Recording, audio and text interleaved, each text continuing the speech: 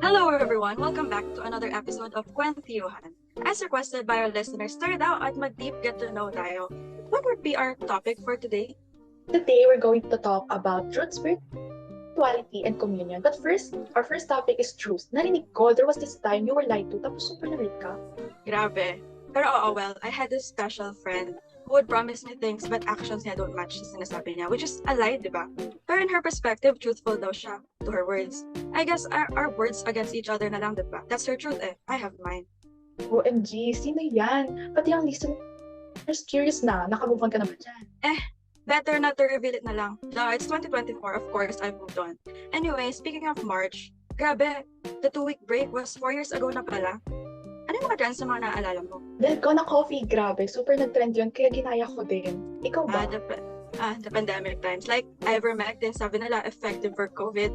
Even people from the government actually reviewed. Crazy. Oo, dahil doon, yung fact check became a must talaga. Yeah, it's becoming more of a trend versus truth now. More of like, siguro, trend is becoming the truth. Kasi, really on what the majority says. But the question is, bakit naging ganun? Maybe because we try to be relative. It's like saying, it's okay.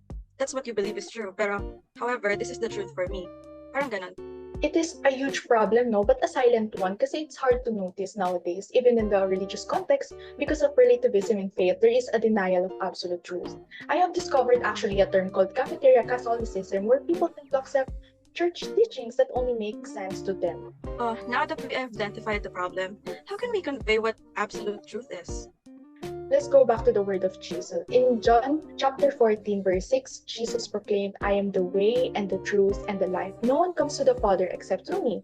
This is like telling us na the truth He embodies set us free to have like joy and fullness of life. It also tells us to look back kasi the church has its door always open naman. Yeah, you're right.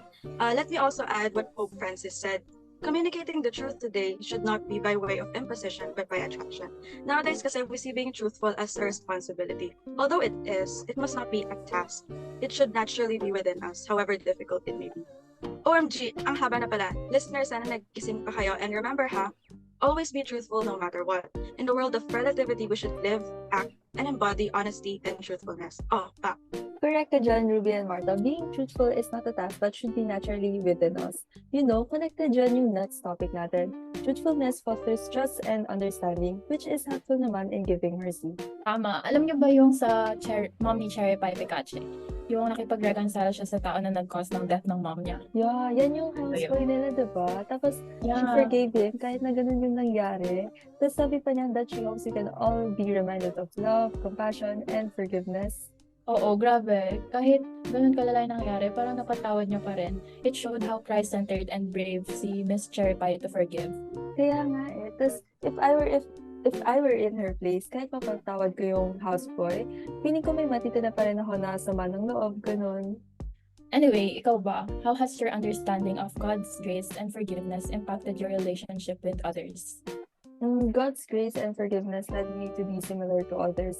Sabi nga sa Matthew chapter 5 verse 7, Blessed are the merciful, for they shall be shown mercy.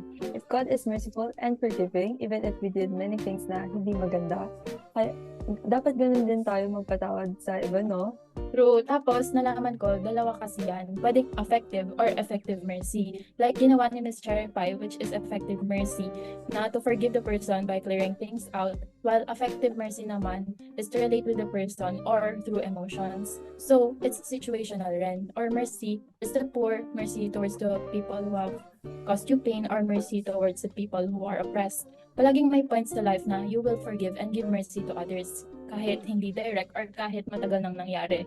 In the end, having a merciful heart will give you inner peace. Kaya I will end this sa sinabi ni Pope Francis that a merciful heart can go out and meet others ready to everyone. Tama ka doon, Miss Karel. So, moving forward, ang dami na nating sharings and I think we should talk about our last and final topic, which is about the communion. So, ikaw, Augusta, do you have something to share about this topic? May idea naman ako somehow based on sa discussion ni Sir Satin about communion. Diba communion is about our ability to see the positive and is a gift from God?